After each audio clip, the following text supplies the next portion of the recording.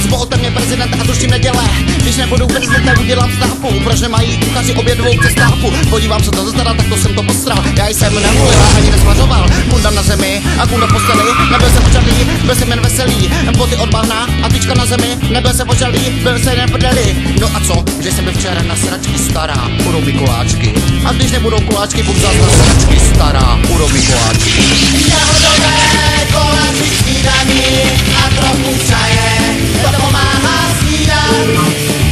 Jahodové koláčky k snídaní a trochu čaje. To pomáhá snídat.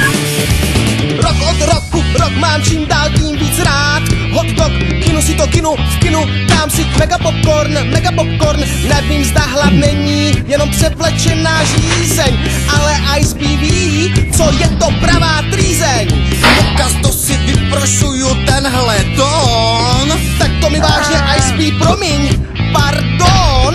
Co si dát, když máš hlad? Tričko velikosti XXL, dáš 6 baget a budeš tlustý jako barel.